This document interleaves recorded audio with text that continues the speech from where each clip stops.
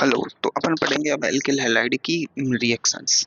तो देखो, alkyl halide है अपना, ये तीन तरह के रिएक्शन देता है। एक देता है नाभिक स्नेही अभिक्रिया, नाभिक स्नेही प्रतिस्थापन,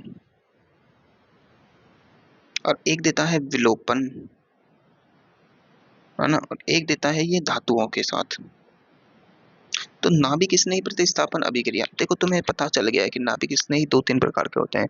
प्रबल होता है, दुर्बल होता है, मीडियम होता है। ठीक है, प्रबल और दुर्बल मेन होते हैं। ठीक है, तो प्रबल नाभिक स्नेही भी होता है और एक दुर्बल नाभिक स्नेही भी होता है।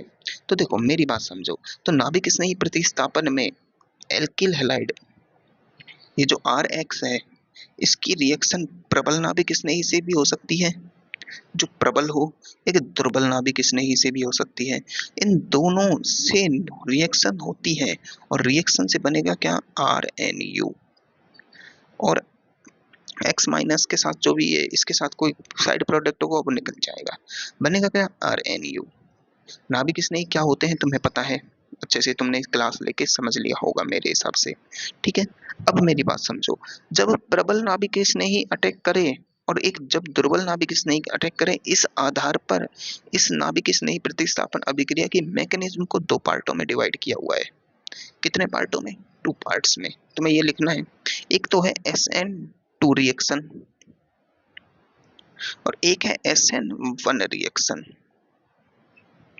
इसमें होता है प्रबल नाभिक स्नेही, ये तुम्हें लिख लेना है, प्रबल नाभिक स्नेही, इसमें होता है दुर्बल। ये जो रिएक्शन होती है एक पद में होती है, ये रिएक्शन तीन पदों में होती है।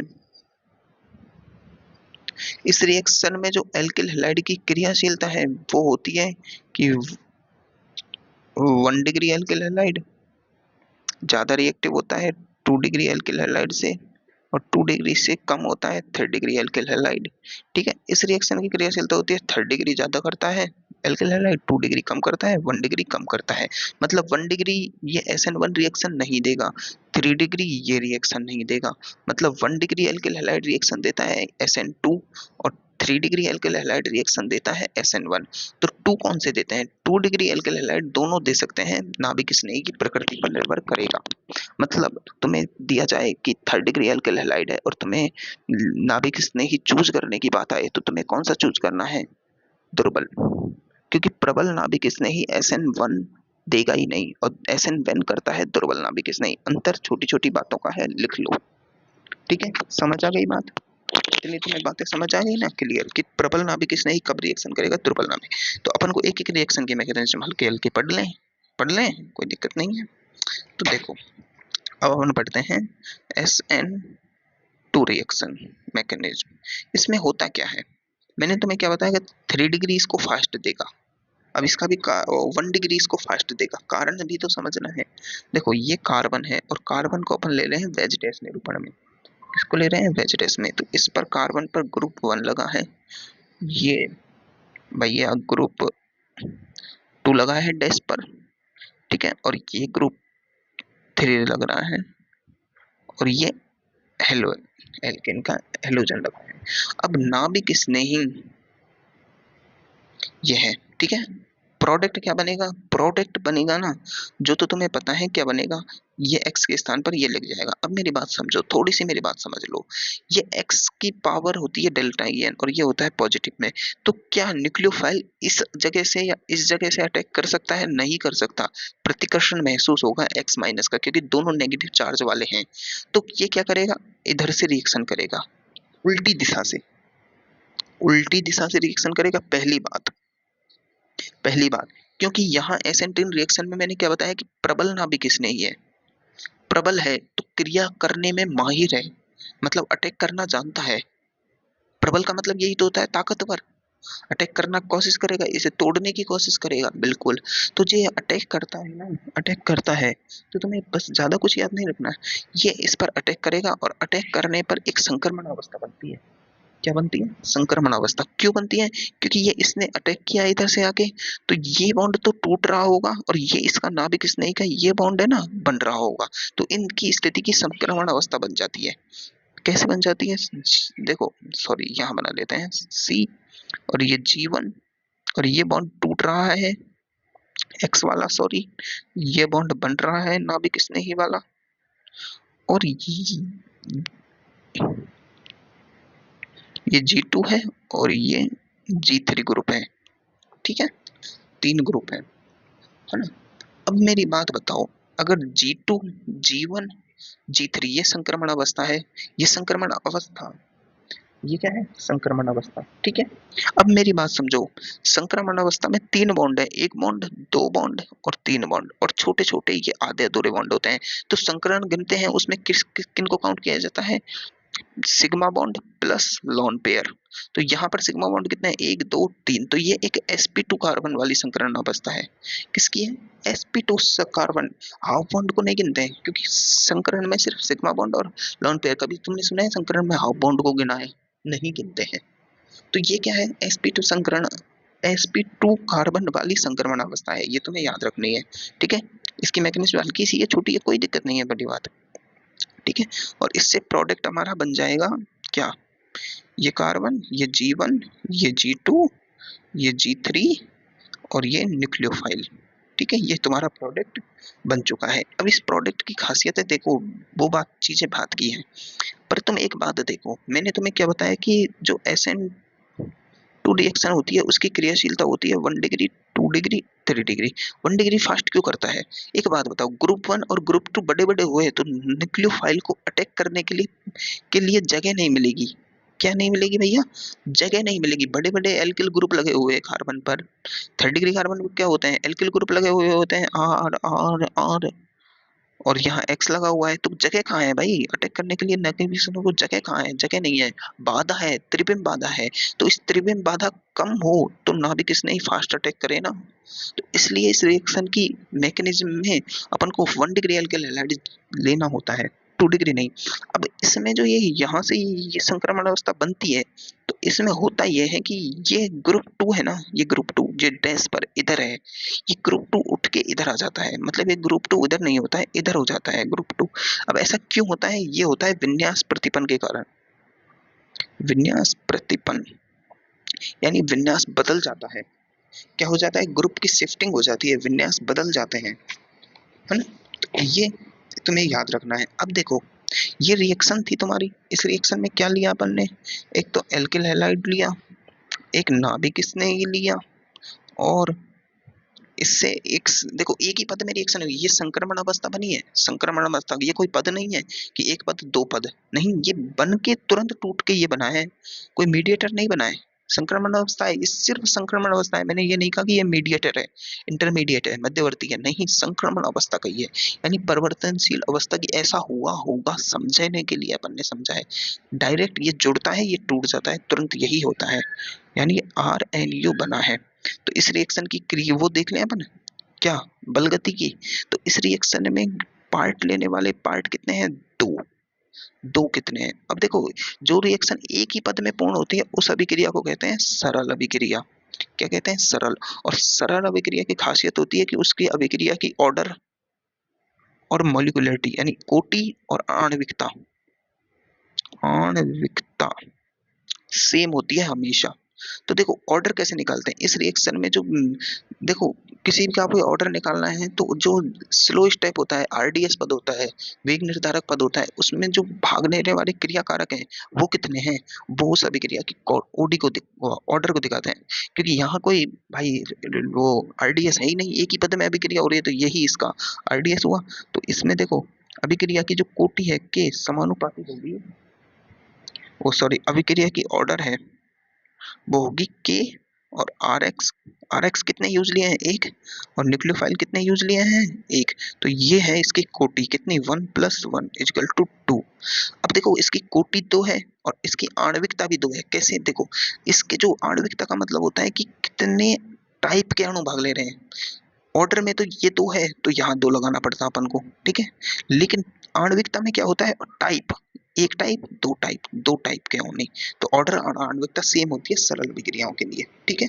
अब मैंने तुम्हें क्या बताया कि इस रिएक्शन है, इस रिएक्शन है तो इसमें आणविकता 2 है, तो इसलिए इसे कहा जाता है SN2 रिएक्शन। ये भी बात तुम्हें याद रखनी है, ठीक है। अब मेरी बात समझो, इस रिएक्शन में नाभिक स्नेही कैसा लिया जाएगा? प्रबल। और प्रबल नाभिक स्नेही के एग्जांपल्स हैं ये रहे, ठीक है। अब विलायक की प्रकृति, इस रिएक्शन में पोलर एपरोटिक सॉल्वेंट लिया जाता है। क्योंकि पोलर एपरोटिक सॉल्वेंट क्यों लिया जाता है? देखो, अगर अपन पोलर एपरोटिक सॉल्वेंट लेते हैं तो SN2 रिएक्शन कराने में यह सहायता करते हैं, क्योंकि जो पोलर प्रोटिक सॉल्वेंट होते हैं ना, ध्रुवीय प्रकृति के, जैसे ये पोलर एपरोटिक सॉल्वेंट है, तो ये इसका जो धनावेश है, जो इन बड़े बड़े ग्रुपों से घिरा हुआ है, तो ये धनावेश इसको अट्रैक्ट नहीं करता है, इसको अट्रैक्ट नहीं करता है, नहीं घेरता है नाभिक स्नेही को। तो भाई नाभिक स्नेही काम करने में क्षमता दिखाता है, इसलिए इसमें पोलर एपरोटिक सॉल्वेंट लिया जाता है, ठीक है। और ये DMSO एसीटोन, DMF ईथर, ये सब पोलर एपरोटिक सॉल्वेंट है, ठीक है। अब मैंने तुम्हें ये भी बता दिया कि त्रिविम बाधा होती है भाई, इस रिएक्शन में होती है। ये तुम्हें त्रिविम बाधा ही तो दिखाई मैंने इस रिएक्शन की। तो इस रिएक्शन में त्रिविम बाधा होती है, तो इस रिएक्शन की जो क्रियाशीलता है वो त्रिविम बाधा पर निर्भर करेगी। बिल्कुल, इस रिएक्शन की क्रियाशीलता त्रिविम बाधा के व्युत्क्रमानुपाती है। तो हेलोजन की क्रियाशीलता त्रिविम बाधा, 3rd डिग्री एल्किल ग्रुप हुआ तो 3 R group, no SN2 reaction, ये भी सिखा दिया है। अब देखो, तुम्हें पता है कि ये एल्किल ग्रुप होता है, इसके आगे अगर तुम इलेक्ट्रॉन विड्रॉइंग ग्रुप लगा दो और इलेक्ट्रॉन रिलीजिंग ग्रुप लगा दो, तो तुम ये इसकी ध्रुवता प्रभावित हो जाएगी। तो देखो, अगर यहाँ ध्रुवता देखो, यहाँ ये इलेक्ट्रॉन इसको खींचेगा तो इस पर पॉजिटिव चार्ज बढ़ेगा, इलेक्ट्रॉन विड्रॉइंग ग्रुप यानी इलेक्ट्रॉन खींचेगा, इलेक्ट्रॉन खींचने वाला ग्रुप लगा दिया तो पॉजिटिव चार्ज बढ़ा, ये पॉजिटिव चार्ज बढ़ा तो ये नेगेटिव चार्ज भी बढ़ेगा, ध्रुवता ज्यादा होगी तो नाभिक स्नेही को अटैक करने के लिए ज्यादा पॉजिटिव चार्ज वाला चीज दिखेगी, तो नाभिक स्नेही भागा जाएगा और पॉजिटिव चार्ज दिख रहा है, मजा आ गया। लेकिन यहाँ ये इलेक्ट्रॉन रिलीजिंग ग्रुप है, ये इलेक्ट्रॉन देने का काम करेगा, तो इसकी ध्रुवता को कम कर देगा, तो ये कहेगा अरे यार, कहीं पॉजिटिव चार्ज दूर दूर तक बहुत कम नजर आ रहा है, मेरा मन नहीं कर रहा रिएक्शन करने का। जब मन नहीं करता है रिएक्शन करने का, तो रिएक्शन हो जाती है लेस रिएक्टिव। त्रिविम रसायन, इस चूंकि नाभिक स्नेही पश्च आक्रमण करता है, इस रिएक्शन में जो नाभिक स्नेही है वो ऐसे घूम के आता है, क्योंकि X इसको प्रतिकर्षण करता है, ये जो एल्किल हैलाइड है ना, ये X इसको प्रतिकर्षण करता है, तो रिएक्शन में घूम के आता है, नाभिक स्नेही घूम के आता है, तो इस कारण इस अभिक्रिया के जो क्रियाधार का विन्यास पलट जाता है, और इस पलटन को कहते हैं वाल्टन प्रतिबंध। क्या कहा जाता है? वाल्टन प्रतिबंध, ठीक है। अब इसके छोटे छोटे एग्जाम्पल्स हैं, तुम्हें ये कर देने हैं। ड्राई एसीटोन की उपस्थिति में NaI, ये भी ये फ्रैंकलिस्टेन रिएक्शन है, अपन पढ़ चुके हैं, तो ये किससे होती है? SN2 रिएक्शन से होती है, ठीक है। RONA, तो ROR, ये विलियमसन संश्लेषण है जो ईथर में पढ़ेंगे अपन, ये भी SN2 रिएक्शन से होती है, ठीक है। ये इथिडियम ये इथाइलिन ONA, इससे ये बन जाएगा, विलियमसन संश्लेषण रिएक्शन है ये, CH3ONA, ठीक है। इसमें करना क्या है अपन को? करना कुछ नहीं है, अपन को तो नाभिक स्नेही चाहिए। देखो, अपन को तो नाभिक स्नेही चाहिए, चाहे वो RONA, अब ये यहाँ से टूटेगा तो RO negative plus Na positive देगा। अब ये R चाहे CH3 हो, चाहे ET हो, चाहे DT हो, MIT हो, PT हो, उससे क्या लेना देना है? तो नाभिक स्नेही अपन को तो नाभिक स्नेही की रिएक्शन करानी है, चाहे ये CH3O नेगेटिव हो, चाहे ETO नेगेटिव हो, चाहे ये RO नेगेटिव हो, चाहे ये CH3O नेगेटिव हो, चाहे ये Na। देखो, ये वाली रिएक्शन तुम्हें याद ही रखनी है भाई, ये जो रिएक्शन है तुम्हें याद रखनी है कि NaCN होता है आयोनिक, तो आयंस के रूप में टूटेगा, तो यहाँ से आयनिक बनेगी। ये SN2 रिएक्शन नहीं है, SN2 ये है, सहसंयोजक बॉन्ड है, वो सॉरी, ये सहसंयोजक है, तो ये AgCN के रूप में टूटेगा, यहाँ NC लगाएगा, ये AgCl बनाएगा। तो ये देखो, इसमें CN जुड़ा, इसमें NC जुड़ा, सहसंयोजक और आयनिक होने के कारण ये रिएक्शन है। ये तुम्हें रट्टा मार रिएक्शन है हमारी, रट लो भैया, इस रिएक्शन को रट लो, इसे लिख लो वही कॉफी में क्या मॉड्यूल में लिख रहा है ये रिएक्शन, मॉड्यूल में देख लो, नहीं लिख रहा है तो लिख लो, क्या दिक्कत है भाई। अब तुम्हें मैं एक एग्जांपल दिखाऊं, देखो ये एग्जांपल है तुम्हारा इंट्रा SN2 यानी एक ही अणु में SN2 हो रही है। कैसे होती है देखो, ये तुमने ये लिया प्रोडक्ट, ठीक है, रेड कलर का प्रोडक्ट लिया तुमने, ठीक है। अब इसमें तुमने एक्वस NaOH डाला तो NaOH Na+ और OH- में टूटेगा। अब ये OH- क्या करेगा, ये OH जो माइनस है ना, ये हाइड्रोजन इस पर जाएगा, अटैक करेगा, मैकेनिज्म होगी, H निकल जाएगा और ये माइनस बन जाएगा। क्या बन गया, CH2CH2O-। अब O- क्या है, O- ये एक नाभिक स्नेही का काम करेगा और ये तुम्हारा एल्किल हैलाइड हुआ, तो ये नाभिक स्नेही इस पर अटैक करेगा, ये टूटेगा, ये जुड़ेगा, ये टूटा, ये जुड़ा और ये बना दिया इसने, ये क्या, टेट्राहाइड्रोफ्यूरॉन, THF बना दिया, साइक्लिक ईथर, ठीक है। तो TFF निर्माण की विधि भी है। ये देख लो एक और रिएक्शन, बेंजिल क्लोराइड।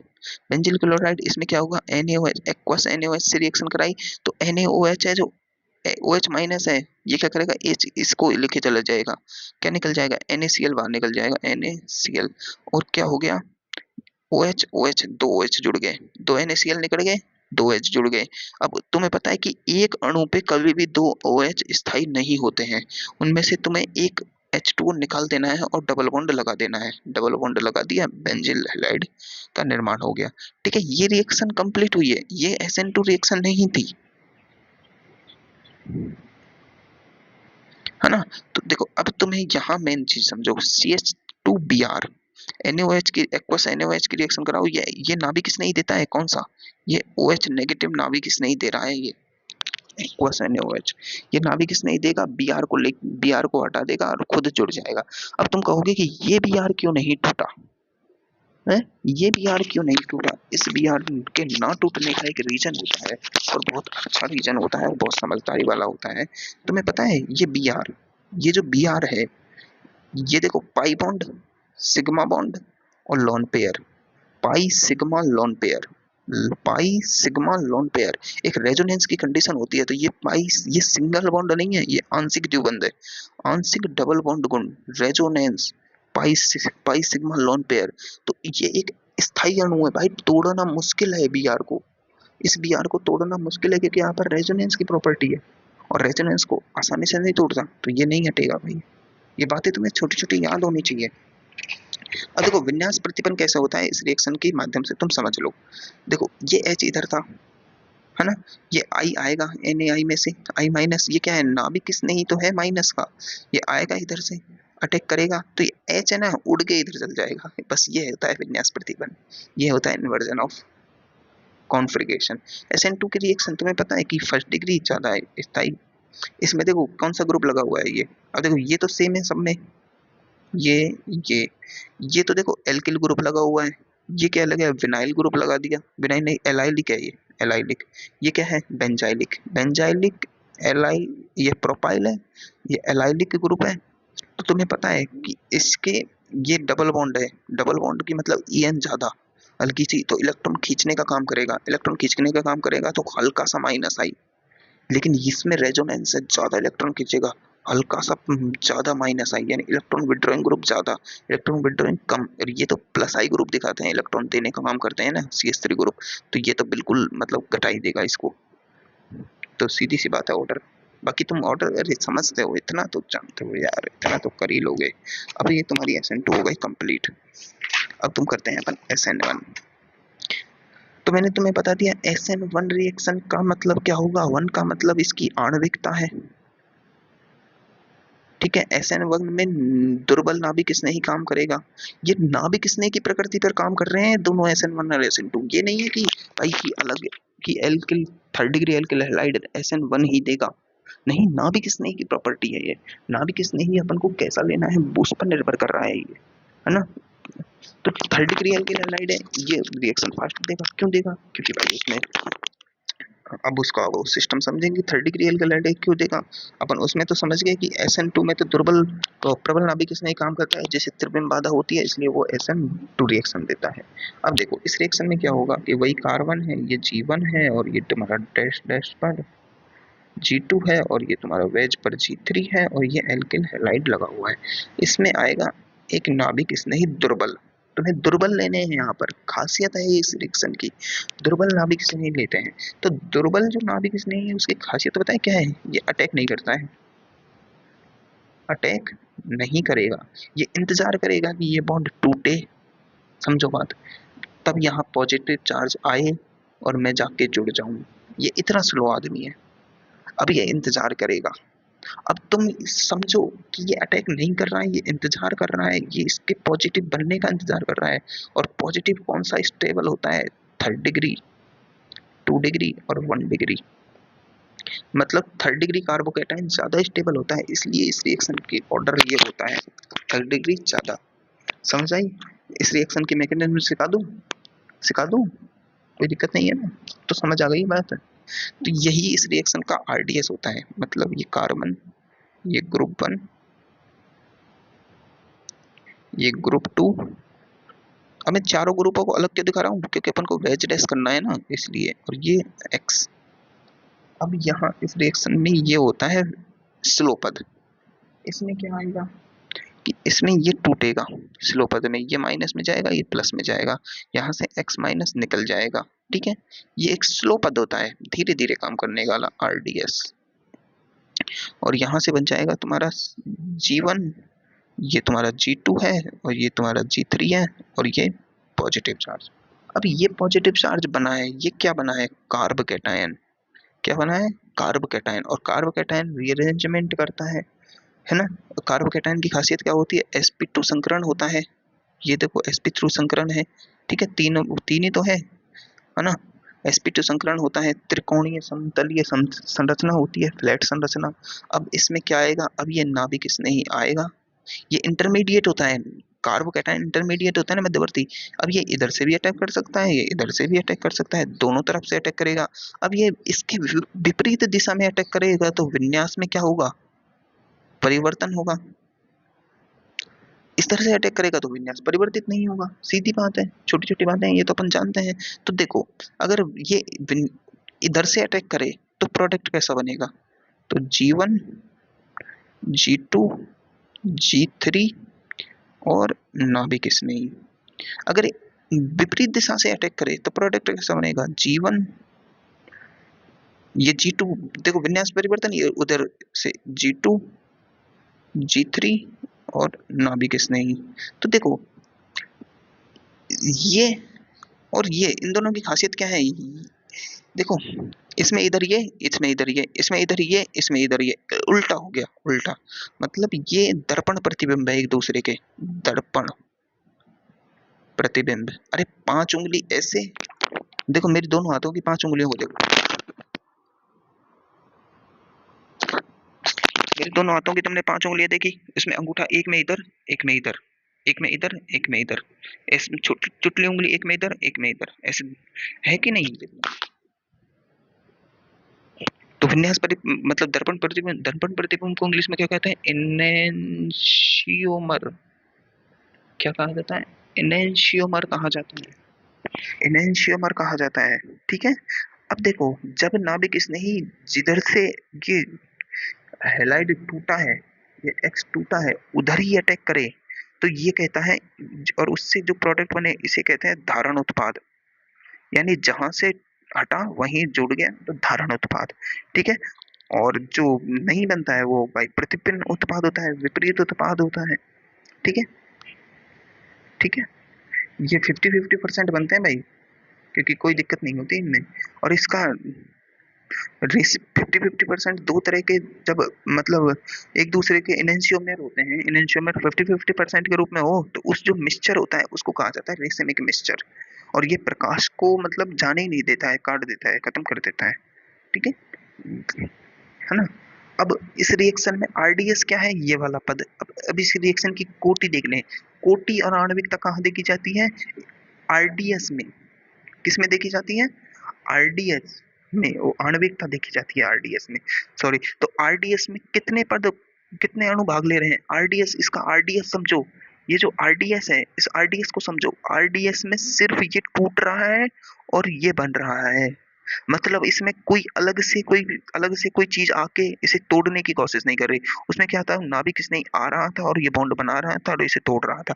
लेकिन इसमें ये खुद टूटता है मतलब एक ही अणु भाग ले रहा है, एक अणु भाग ले रहा है। आरडीएस पद में जब एक ही प्रकार का अणु भाग ले तो उसकी अणु मॉलिक्यूलरिटी एक हो जाती है। क्या हो जाती है? मॉलिक्यूलरिटी। लेकिन इस रिएक्शन होती है आर एक्स प्लस नाभिक स्नेही और ये बना रहा है आर एन यू। इस रिएक्शन में टोटल कितने पद भाग ले रहे हैं, कितने अणु भाग ले रहे हैं? दो। तो रिएक्शन की कोटि कितनी है? कोटि है दो, ऑर्डर दो है। समझ में आई बातें? ऑर्डर दो है, आणविकता एक है, क्योंकि आरडीएस में कितने अणु भाग ले रहे हैं वो उसकी आणविकता होती है।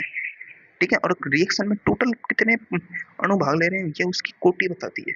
ठीक है, आरडीएस पद में किसका निर्माण हो रहा है? कार्बोकैटायन का। तो रिएक्शन की जो आर है वो डायरेक्टली समानुपाती है कार्बोकैटायन की स्टेबिलिटी के। तो 3rd degree stable, 2 degree, 1 degree. ठीक है, अच्छी अच्छी बातें कर ली ना, मजा आ गया। अभिक्रिया कितने पद में हो रही है? एक पद और दो पद। दो पदीय अभिक्रिया है, द्विपदीय अभिक्रिया है। ठीक है, ठीक है। रिएक्शन की मैकेनिज्म समझ आई? सॉरी, ये रिएक्शन है प्रथम कोटि की अभिक्रिया और इसकी आणविकता भी एक है। सॉरी, इस रिएक्शन में जो जो अभिक्रिया की ऑर्डर होती है ना, वो भी आरडीएस पद से ही काम कैलकुलेट की जाती है। तो आरडीएस पद में कितने अणु भाग ले रहे हैं? एक। तो अभिक्रिया की कोटि एक। आरडीएस पद में कितने प्रकार के अणु भाग ले रहे हैं? एक प्रकार का, एक टाइप का। तो आणविकता एक, दोनों की ऑर्डर और कोटि एक ही होती है। अब देखो, तुम्हें यह वाली याद रखनी है जी। नाभिक स्नेही की प्रकृति। इस अभिक्रिया में नाभिक स्नेही पहले अटैक नहीं करता, वह X- के निकलने का इंतजार करता है। जब X- निकल जाता है तब न्यूक्लियोफिलिक अटैक करता है। यह एक दुर्बल नाभिक स्नेही की पहचान होती है। अतः नाभिक स्नेही अगर प्रबल हुआ है तो वह अटैक करेगा और SN2 रिएक्शन करेगा। याद रखनी है, अगर नाभिक स्नेही प्रबल है तो वो SN2 देगा। अगर नाभिक SN1 रिएक्शन के लिए दुर्बल नाभिक स्नेही चाहिए होगा, H2O, ROH, RCOOH याद रख लेने हैं। 3 ही है एनसीईआरटी में, नीट में बस 3 ही है और पूछे जा सकते हैं। जब एल्कोहल RCOOH हम नाभिक स्नेही के रूप में लेते हैं तथा ये विलायक भी है, जल, एल्कोहल, RCOOH सारे विलायक हैं, तो बहुत सारी SN1 रिएक्शन में नाभिक स्नेही ही विलायक का कार्य करता है। इसलिए इन्हें विलायक अपघटन अभिक्रिया भी कहते हैं। और इसलिए SN1 रिएक्शन में विलायक का यूज नहीं होता, SN2 में यूज होता है, क्योंकि ये SN1 में काम आ रहे हैं सारे विलायक हैं। क्या है भैया? सारे विलायक हैं। तुम्हें छोटी छोटी बातें समझ आई है ना? तो अब देखो, जब विलायक काम में आते हैं तो क्या होता है, समझो। जब जब H2O नाभिक स्नेही हो तो जल अपघटन, ROH नाभिक स्नेही हो तो एल्कोहली अपघटन, जब RCOO नाभिक स्नेही हो तो एसिटो अपघटन। ये दोनों अपघटन है नहीं, पर जल अपघटन तो है अपने में अच्छे से। इसमें मीडिएटर क्या बनता है? कार्बोकैटायन। उसकी क्रियाशीलता तुम जानते हो, और RF, RCl, RBr में क्रियाशीलता तुम जानते हो कि RI की सबसे ज्यादा क्रियाशीलता होती है। क्यों? क्योंकि इसकी साइज बड़ी होती है, इसकी साइज छोटी होती है। ठीक है, तो तुम्हें ये पता है कि देखो, 3rd डिग्री वाला है ये तो SN1 देगा हमेशा, और 1 डिग्री वाला है ये हमेशा SN2 देगा, SN1 कभी नहीं देगा। ठीक है, अब 2 डिग्री वाला होता है ये SN1 भी दे सकता है, SN2 भी दे सकता है। ये निर्भर करेगा कि तुमने किस प्रकार का नाभिक स्नेही लिया है। अगर तुमने दुर्बल लिया है तो ये SN2 वो 1 देगा, प्रबल लिया है तो SN2 देगा। अब मुझे लगता है कि तुम्हें मेरे हिसाब से तुम्हें SN1 और SN2 अच्छे से आ चुकी है, समझ आ चुका है। ठीक है, अब देखो, चूंकि मध्यवर्ती कार्बोधनायन समतलीय होता है, कैसा होता है? समतलीय। तो इसलिए नाभिक स्नेही इस पर दोनों दिशाओं से आक्रमण कर देता है और संभावित उत्पादों का निर्माण करता है, जो एक तो धारण उत्पाद हो सकता है और एक प्रतिबंध उत्पाद हो सकता है। ये उत्पाद आपस में दर्पण प्रतिबिंब होते हैं तथा इनका 50% मिश्रण रेशनिक मिक्सचर कहलाता है, जो प्रकाशिक रूप से निष्क्रिय होता है, लाइट को किधर भी नहीं मोड़ता, जाने नहीं देता। और इस रिएक्शन में क्या होता है? कार्बोकैटायन बनता है तो उसका रीअरेंजमेंट कराओ, हो सके तो रीअरेंजमेंट कराना है। अब देखो, ये ब्रोमीन है, इसका जल अपघटन कराया, ये प्लस बना, अब इसका रीअरेंजमेंट कराओ तो ये मिथाइल शिफ्टिंग होगी, सॉरी हाइड्रोजन शिफ्टिंग होगी। ये हाइड्रोजन यहाँ से यहाँ चल जाएगा, ये शिफ्टिंग हुई है ना। देखो H2O हो SN1 में तो OH लगाओ, ROH हो तो OR लगाओ, CH3COOH हो तो CH3COO नेगेटिव लगाओ, या OCOCH3 कह सकते हैं इसको, क्या कह सकते हैं, OCOCH3 ये लगा दो। ठीक है, इतनी सी बात है इस रिएक्शन की। बाकी तो मेरे एग्जांपल्स हैं जो तुमको मॉड्यूल से कर लेने हैं, चाहे इससे कर लो, है ना। अब इस रिएक्शन के कुछ एग्जांपल्स इंपॉर्टेंट हैं, उनको तुम्हें मैं बता देता हूँ।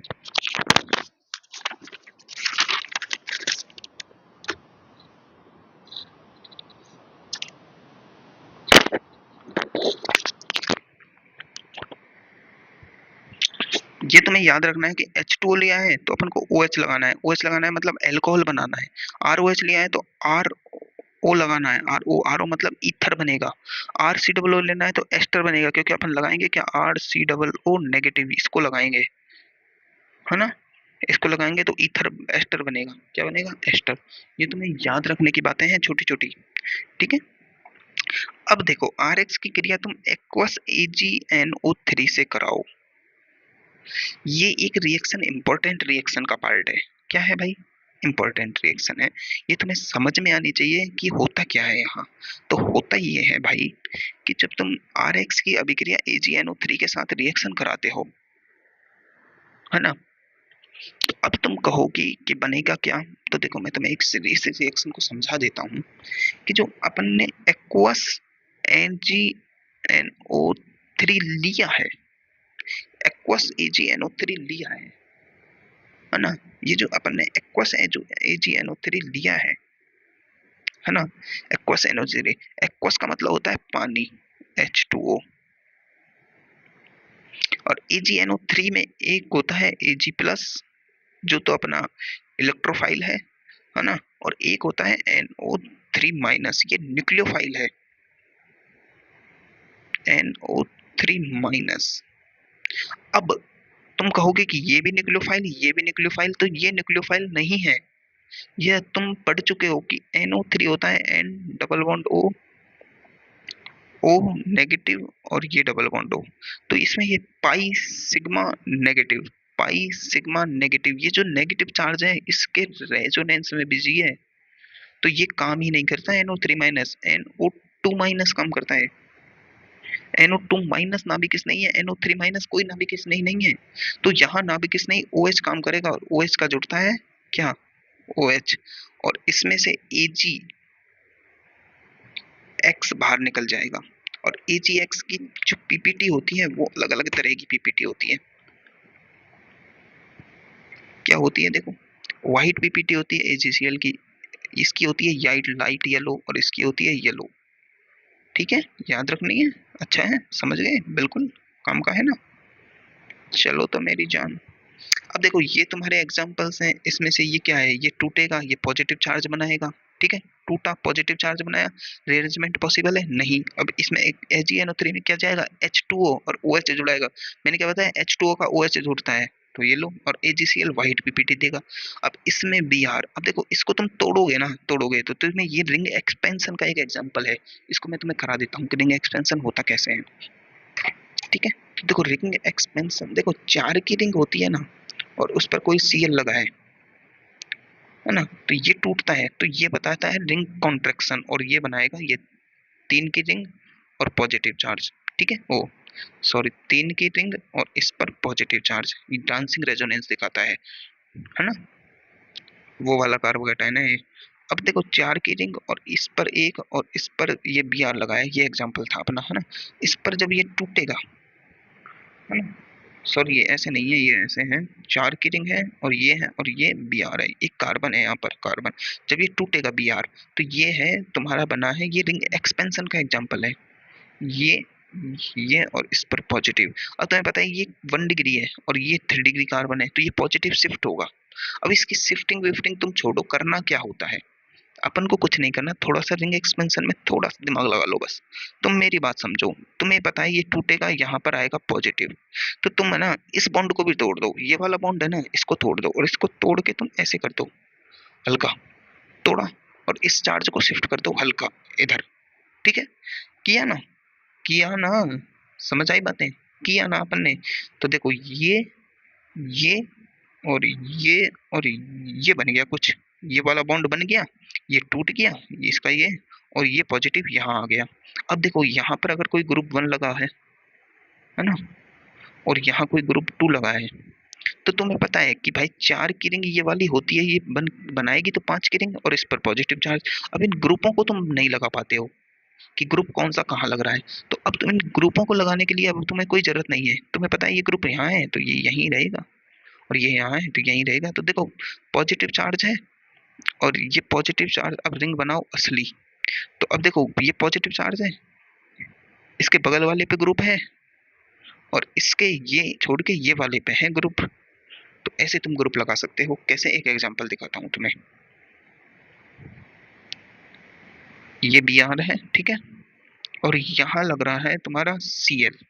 अब तुम्हें पता है कि यहाँ एक्वस AgNO3 से रिएक्शन कराऊंगा तो ये तो काम करेगा नहीं, इसमें एक्वस का H2O का OH जुड़ेगा इस जगह पे। तो तुम क्या करोगे, 5 की रिंग बनाओगे कि रिंग एक्सपेंशन हुआ है, और बी आर को हटा के पॉजिटिव चार्ज लगा दिया, और यहाँ तुम पॉजिटिव चार्ज लगा दिया, कार्बोकेटाइन बना दिया, और तुम यहाँ से क्या लगा दोगे, OH ग्रुप। अब तुम कहोगे कि ये लगा दिया मैंने Cl। कैसे लगा दिया भाई, क्या सिस्टम था, क्या हुआ क्या नहीं हुआ, ऐसे गलत है ये नहीं बनेगा। कैसे बनेगा, ये जब टूटेगा, ये पॉजिटिव चार्ज बनेगा, तो तुम्हें ये रिंग एक्सपेंशन करना है, ये करना है, इस बॉन्ड को तोड़ना है, इसको बॉन्ड बनाना है, ठीक है। इसको बनाओगे ना, तुम बनाओगे तो ये चार्ज इधर शिफ्ट होगा, इधर ये बॉन्ड टूटा तो ये फ्री आएगा ना, इस पर चार्ज ये शिफ्ट हुआ। तो देखो अब मैं क्या कर रहा हूँ, इसको एग्जांपल दे रहा हूँ, 1 2 3 4 नंबर दे रहा हूँ, ठीक है। तो देखो अभी भी 1 है ना, और ये 4 है, ये 3 है, ये 2 है, ठीक है। अब पॉजिटिव चार्ज यहाँ से शिफ्ट होके यहाँ आ रहा है, तो ये देखो 2 पर अभी भी Cl लगा हुआ है, ये Cl, और ये पॉजिटिव चार्ज आ गया है यहाँ पर। अब इसको तुम क्या बनाओ, वो ये बना दिया। अब पॉजिटिव चार्ज किस पर है, 1 पर, और ये 2 है, ये कार्बन है ना, इस कार्बन को एस, देखो ये पॉजिटिव चार्ज, और इसके इस पर है ये Cl, इस पर देखो नीचे वाले पर, इस पर नहीं है, इस पर पॉजिटिव चार्ज। और अब यहाँ तुम OH लगाओ, तो अब देखो OH यहाँ आएगा, ये यहाँ नहीं आएगा। तो ये होता है, मतलब तुम्हें विन्यास प्रतिबंध करने के लिए तुम्हें ये वाला बॉन्ड बनाना होता है, तब तुम इसे बनाना सीख जाओगे। समझ में आई बातें। और ये छोटे छोटे एग्जांपल्स तुम कर लोगे भाई यार, इनको तुम कर लोगे, है ना, कर लोगे, मुझे पता है इतना तो कर लोगे। रिंग कॉन्ट्रैक्शन, रिंग एक्सपेंशन, देखो अब ये रिंग कॉन्ट्रैक्शन का एग्जांपल है, 4 के रिंग पे पॉजिटिव चार्ज है, रिंग कॉन्ट्रैक्शन कर दो, है ना। और ये रिएक्शन की क्रियाशीलता तो तुम्हें पता है कि भाई यार 1 2 और 3 इस पे क्रियाशीलता काम करेगी। ये सब चीजें छोटी छोटी बातें हैं यार, इस सिखाने की बातें नहीं है, और ये तुम्हें काम की चीज है। ये क्या लिया है भाई, ये Cl है और डबल बॉन्ड है, Cl है, डबल बॉन्ड है, एल्किल हैलाइड है सारे। इसकी अब क्रिया तुम AgNO3 के साथ HX बनाने की क्रिया की दर कर रहे हो, ठीक है, दर कर रहे हो। तो तीनों एग्जांपल्स है ना, तीनों एग्जांपल्स इनको तुम रफ में लिखो, और इनकी जो पॉजिटिव चार्ज बन रहा है ना उसको समझो, ये पॉजिटिव चार्ज है ना। और इसमें देखो 2 पाई बॉन्ड है, 2 pi bond, even pi bond anti aromatic, highly unstable compound बनेगा ही नहीं। ये क्या है, पॉजिटिव सिग्मा, वो पाई सिग्मा पॉजिटिव रेजोनेंस, और इसमें कोई रेजोनेंस नहीं, 4 अल्फा एच। तो स्टेबिलिटी इसकी सबसे ज्यादा है, तो कार्बोकेटाइन ये वाला ज्यादा स्टेबल है। तो सबसे पहले कौन बनेगा, जिसका इंटरमीडिएट, मैंने तुम्हें बताया इंटरमीडिएट जिसका स्टेबल होता है उसका, वो ज्यादा रिएक्शन फास्ट होती है। तो बी बनेगा, फिर सी बनेगा, ए तो रिएक्शन ही नहीं करेगा, ठीक है। तो SN2 SN1 तुम कर लोगे भाई, मेरे हिसाब से तुम ये सब चीजें कर लोगे, ठीक है। ऑर्डर भी तुम निकालना सीख जाओगे कि कौन सा एंटी एरोमेटिक है, कौन सा एरोमेटिक है, कौन से में रेजोनेंस है, कौन से में अल्फा एच है, वो सारे तुम निकालना जानते हो, तुम GOC पढ़ चुके हो, ठीक है। तो अब तुम्हारे पास है विलोपन अभिक्रिया। टाइम कितना हो गया, और 8 बज गए। विलोपन अभिक्रिया, तो देखो तुम्हें ये मॉड्यूल से ही पढ़नी है, और तुम्हारे पास अभी तो हेलो एरिन दे रहे हैं यार, बहुत है चैप्टर, बहुत है। मेरे हिसाब से हेलो एरिन्स की क्लासें मैंने बना चुका हूँ यार, मेरे हिसाब से मुझे लग रहा है। नहीं बनाई है शायद, नहीं बनाई है, नहीं बनाई है। चलो, तो देखो बीटा विलोपन रिएक्शन ये अपन पढ़ चुके हैं हाइड्रोकार्बन में, कंप्लीट कंप्लीट रिएक्शन है हाइड्रोकार्बन में, लिखी हुई है पूरी बीटा विलोपन रिएक्शन, ठीक है। तो मैं तुम्हें यहाँ इसमें सिखा रहा हूँ, समझा नहीं रहा हूँ, क्योंकि हाइड्रोकार्बन में पूरी ज्यों की त्यों लिखी हुई है भाई। तो देखो बीटा विलोपन में क्या होता है, एल्किल हैलाइड है, बीटा विलोपन, बीटा का मतलब होता है बीटा कार्बन, जो ये इससे जुड़ा हुआ कार्बन है ये है अल्फा, अल्फा से जुड़ा हुआ है बीटा, बीटा विलोपन का मतलब हो गया बीटा कार्बन से एच निकल जाएगा, वो होता है बीटा विलोपन। अब जब भी कहीं भी तुम इस बात को लिख लो एल्कोहलिक केओएच और हल्का टेम्परेचर हो, मतलब एल्कोहलिक केओएच तुम्हें पूरी रिएक्शन में कहीं भी दिख जाए पूरी केमिस्ट्री में, तो उसका मतलब है ये एच एक्स को लेके भाग जाएगा। किसको लेके भाग जाएगा ये, इसकी खासियत होती है कि ये एच एक्स निकाल देगा उस अणु में से। क्या निकाल देगा, यानी ये एच एक्स को निकाल देगा, सीधी सी बात है। Hydrogen chloride, hydrogen bromide, hydrogen fluoride, hydrogen iodide, इनको निकाल देगा और क्या बना देगा, एल्कीन। अब इसमें बीटा एलिमिनेशन होता है, बी हाइड्रो हेलोजनीकरण होता है, मतलब एच और एक्स दोनों निकलते हैं। ये सेट-जेव नियम का पालन करता है, यानी वो एल्कीन ज्यादा स्थायी बनेगी, है ना, यानी जो एल्किन ज्यादा स्थायी होगी वो मेजर प्रोडक्ट दिखाएगी, ठीक है। ये एक E2 रिएक्शन है क्योंकि इसकी आणविकता 2 होती है, क्या होती है, 2, ठीक है। इतना तो मैं समझ आ गया ना, छोटी छोटी बातें, इसकी मैकेनिज्म अपन पिछली उसमें हाइड्रोकार्बन वाले चैप्टर में पढ़ेंगे, इसके छोटे छोटे एग्जांपल्स हैं। अब देखो अल्कोहलिक केओएच के जगह तुम ये सब ले सकते हो, है ना, ये सब ले सकते हो, देखो ये सब ले सकते हो, लेकिन अपने सिलेबस में बस यही है, ये R O N A, R की जगह तुम सी एस थ्री ले सकते हो, C S three C S two ले सकते हो, सी एस थ्री ये ले सकते हो, बल्कि बेस, यानी इसमें बहुत बारे वो लग रहे हैं ना अल्किल ग्रुप, तो ये बल्कि बेस है, ये नॉर्मल बेस है। अब देखो हाफमैन विलोपन ड्यू टू त्रिकोण बाधा लेने पर मेजर प्रोडक्ट हो जाता है, यानी बल्कि बेस लेने पर जो माइनर प्रोडक्ट है वो मेजर हो जाता है।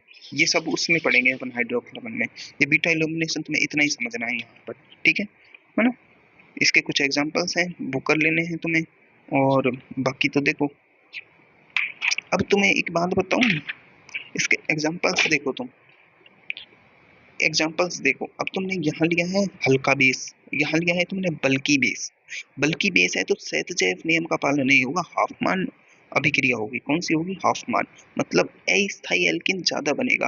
तो देखो अब इसका प्रोडक्ट देखो, इसका प्रोडक्ट देखो, डबल बॉन्ड बीच में आ रहा है, but two ene major product है, क्योंकि देखो डबल बॉन्ड sp2 कार्बन और sp2 कार्बन से जुड़े हुए sp3 कार्बन पे जो एच लगे होते हैं, उन एच को अपन किस में गिनते हैं, अल्फा एच काउंट करते हैं कि नहीं करते हैं। तो इस पर 3 और 3 6 अल्फा एच है, और इस पर 3, सॉरी इस पर ये देखो sp2 कार्बन ये रहा, और ये sp3 कार्बन जुड़ा हुआ है, इस पे 2 अल्फा एच है, तो ये माइनर प्रोडक्ट है, ये मेजर यानी कम स्थायी है, ज्यादा स्थायी है। पर हाफमान यानी बल्कि बेस लेने पर जो कम स्थायी अभिक्रिया प्रोडक्ट है वो ज्यादा बन रहा है, मेजर बन रहा है, यही हाफमान विलोपन अभिक्रिया है, ठीक है। अब देखो एल्कोहलिक केओच लिया, डाई हेलाइड है, तुम मैंने क्या सिखाया है भाई, एल्कोहलिक केओच लेते हैं तो एच एक्स निकाल देगा, इसने एक बार एच एक्स निकाल दिया, पर एक Cl और एक H बच रहा है, तो ये एल्कोहलिक ज्यादा लेंगे ना, और तो वेरी स्लो रिएक्शन करेगा, क्योंकि पहले ही डबल बॉन्ड है यहाँ पर, तो ये क्या कर देगा, एथाइन बना देगा। लेकिन इस रिएक्शन को फास्ट करने के लिए अपन यहाँ तक तो एल्कोहलिक केओच लेते हैं, लेकिन यहाँ से आगे अपन लेते हैं NaNH2, ये अपन को एल्काइन है ना, एल्काइन, तो वो बनाने की विधि है एक, एल्काइन बनाने की तो विधि है एल्किल हैलाइड से, यानी डाई जेमिनल डाइहेलाइड से एल्कीन, एल्कीन नहीं एल्काइन बनाने की विधि है, ठीक है। अच्छा मेथड है ना, और NaNH2 लेने पर फास्ट होता है, इसे लेने से क्या हो रहा है, ये इसको जल्दी निकाल देता है, फास्ट काम कर देता है NaNH2, ठीक है। बाकी एल्कोहलिक केस से भी अपन कर सकते हैं। अब इस रिएक्शन को यहाँ समझो, थोड़ी सी बात समझो कि E2 रिएक्शन में हम स्ट्रॉन्ग बेस यूज लेते हैं, है ना। स्ट्रॉन्ग बेस मतलब, स्ट्रॉन्ग बेस का मतलब क्या होता है, न्यूक्लियोफाइल लेते हैं कि नहीं लेते हैं, ओ सॉरी स्ट्रॉन्ग बेस मतलब अल्कोहलिक केओएच, तथा SN2 रिएक्शन में हम स्ट्रॉन्ग न्यूक्लियोफाइल यूज लेते हैं, बेस और न्यूक्लियोफाइल में अंतर होता है। और हम जानते हैं कि न्यूक्लियोफाइल ही बेस होता है तथा SN2 रिएक्शन व E2 रिएक्शन के अभिकर्मक समान है, इसलिए दोनों रिएक्शन एक तरह से ही होती है, अतः दोनों रिएक्शन एक साथ साथ होती है। SN2 वर्सेस E2, मतलब अब तुम्हें समझना है कि SN2 प्रोडक्ट कौन सा है और E2 प्रोडक्ट कौन सा है, ये तुम्हें समझने की बात है यार। SN2 पढ़ चुके हैं अपन और E2 पढ़ चुके हैं। देखो मेरी बात समझो, कोई भी चीज को बेस कब कहोगे और न्यूक्लियोफाइल कब कहोगे, ठीक है ना। देखो एसिड और बेस थ्योरी काम करती है हाइड्रोजन पर मेनली। अगर कोई न्यूक्लियोफाइल है OH नेगेटिव, अगर ये अपना नेगेटिव चार्ज H को देता है, यानी ये बनाता है H2O, तो OH नेगेटिव बेस है। अगर ये अपना नेगेटिव चार्ज H को न देकर किसी और को दे, कार्बन को दे, कुछ गधे को भी दे दे, मैं तो क्या कहता हूँ, H को न देकर गधे को भी दे देना, तो ये न्यूक्लियोफाइल है। क्या है? न्यूक्लियोफाइल। अंतर समझे यार, बेस ही न्यूक्लियोफाइल होता है, न्यूक्लियोफाइल ही बेस होता है, लेकिन देने का अंतर है कि कौन किसको देता है। समझ में आ रहा है ना, देने का अंतर है ना। हाँ, देने का अंतर है। तो देखो RONA, इसमें RO नेगेटिव है, अगर ये नेगेटिव अपना नेगेटिव H प्लस को दे तो क्या होगा भाई, एल्कीन बनेगा। अब कैसे, देखो ये एल्किल हैलाइड है, अब देखो यही रिएक्शन अपन ले लेते हैं। 1 डिग्री एल्किल हैलाइड लो, CH3CH2Cl ले लिया। अब मैंने क्या लिया है, इसकी रिएक्शन करा दी RONA से, ठीक है। अब इसमें SN2 भी होगी और E2 भी होगी, ठीक है। E2 में बेस काम करेगा, SN2 में अपना न्यूक्लियोफाइल काम करेगा, है तो दोनों यही, RO नेगेटिव ही निकलेगा इसका, है ना। अब SN2 प्रोडक्ट क्या होगा, तो देखो SN2 प्रोडक्ट होगा कि जब ये RO नेगेटिव इसको हटा के और यहाँ जुड़ जाए, ठीक है, तो CH3CH2OR ये बना ईथर। लेकिन ये बेस की तरह काम करेगा जब O नेगेटिव H प्लस को लेके भागे। मैंने क्या बोला है, अपना नेगेटिव चार्ज या जो लॉन पेयर है वो H को दे तो वो बेस है, नहीं तो बेस नहीं है, ठीक है। अब ये बेस H को देगा तो इसमें से ये H निकालेगा, क्या निकालेगा भाई, H निकालेगा। अब H निकालेगा तो कैसे निकालेगा, कैसे निकालेगा, HX के रूप में निकाल देगा, HCl के रूप में, ये निकाल दिया H। अब यहाँ से CH2 और डबल बॉन्ड CH2 बना देगा और HX काम कर जाएगा बेस की तरह, HX बाहर निकल जाएगा, तो ये तो हुआ एल्कीन। मतलब समझो, SN2 रिएक्शन तो ईथर देती है, ये देगी एल्कीन। अब इसमें ये SN2 प्रोडक्ट है, ये SN1 प्रोडक्ट है। अगर 1 डिग्री एल्किल हैलाइड है तो SN2 प्रोडक्ट ज्यादा होगा, SN1 प्रोडक्ट कम होगा। 2 डिग्री एल्किल हैलाइड है तो अपन को पता है कि SN2 की क्रियाशीलता होती है वो 1 डिग्री में ज्यादा, 2 डिग्री में कम, और 3 डिग्री तो कम सा ही नहीं है SN2। तो 3 डिग्री एल्किल हैलाइड है तो एल्कीन देगा ओनली, यानी E2 no SN2 only E2 reaction. 1 degree 2 degree alkyl, ये लिख लो, ये लिख लो भाई, लिख लो, ये लिखने के काम की है। 2 डिग्री एल्किल हैलाइड है तो वो SN2 भी दे सकता है, E2 भी दे सकता है, वो में निर्भर करता है किस पर कि प्रोडक्ट बन रहा है उनमें ज्यादा स्टेबल क्या है। ईथर से ज्यादा स्टेबल एल्कीन होती है तो E2 मेजर प्रोडक्ट देगा, बस इतनी सी बात है। एग्जांपल्स तो तुम्हें याद कर लेने हैं। अब देखो धातुओं के साथ रिएक्शन क्या है भाई, देखो Zn धातु है और डिल HCl के साथ अभिक्रिया कराते हैं, नहीं नहीं पढ़ा है, ये हाइड्रोकार्बन एल्केन बनाने की थर्ड रिएक्शन है, देख लो। और ये देगा नवजात हाइड्रोजन इससे जुड़ के नहीं एल्केन बना देगा, ये एक अपचयन अभिक्रिया है ना। इसमें हीट ऑफ हाइड्रोजन वो अपचयन रिडक्शन अभिक्रिया है, ठीक है। इसमें क्रियाशीलता तो तुम RF की क्रियाशीलता जानते हो, RX की, ठीक है। Na के साथ ये वुड्स अभिक्रिया है अपनी, क्या है, वुड्स रिएक्शन, Na के साथ सोडियम के साथ, ठीक है। वुड्स रिएक्शन के एग्जांपल्स हैं, ठीक है। टोलुइन बना लो Mg के साथ अभिक्रिया। देखो मैग्नीशियम रिबन, मैग्नीशियम का रबड़ होता है, उसके साथ ड्राई ईथर की उपस्थिति में कराते हैं तो एल्किल मैग्नीशियम हैलाइड, इसे गिरनार अभिकर्मक भी कहते हैं। ये रिएक्शन तुम्हें याद होनी चाहिए, यानी MgRMgX बन जाता है, यानी वेरी रिएक्टिव होता है, बहुत सारे रिएक्शंस देता है गिरनार अभिकर्मक, है ना। और देखो गिरनार अभिकर्मक की कुछ रिएक्शन बताई हैं, दो रिएक्शन है, यानी गिरनार में गिरमक, इसमें जो R पॉजिटिव है ये, और ये R नेगेटिव होता है, ये MgX टोटल पॉजिटिव होता है, तो ये यहाँ से टूटता है, ठीक है। R नेगेटिव के रूप में निकलता है। नेगेटिव क्या होता है, एक बेस होता है, अगर हाइड्रोजन से जुड़े और हाइड्रोजन HOF इनसे जुड़े तो RH निकाल देता है, बेस हो जाता है, ठीक है। क्या हो जाता है, base, base base base base base base, अरे बेस, अरे बेस, ठीक है।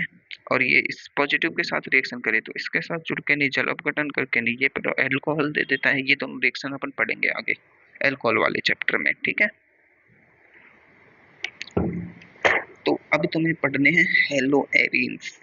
तो देखो हेलो एरीन्स के बारे में थोड़ी थोड़ी बातें बता देता हूँ कि जो हाइड्रोकार्बन ये वाला ग्रुप होता है ना, ये इनको हेलो एरीन्स कहते हैं। ये नाम है इनके। देखो एरिनो के हेलोजनीकरण द्वारा, तो इसमें यार कुछ रिएक्शंस हैं, ये तुम्हें पढ़ा दूंगा मैं, या तुम किसी सर से रिएक्शन ले लो, मैं नेक्स्ट चैप्टर करा दूं। चलो मैं ही करा दूंगा अगले में, इसको करा दूंगा 1 घंटे की क्लास में, है ना। और 1 घंटे की क्लास में तुम्हें ये एल्कोहल फिनोल ईथर में एल्कोहल और फिनोल करा दूंगा। ईथर अपन अगली क्लास में कर लेंगे। अब यार देखो मैंने 2 ढाई घंटे बना लिया, और कितना पढ़ाऊं।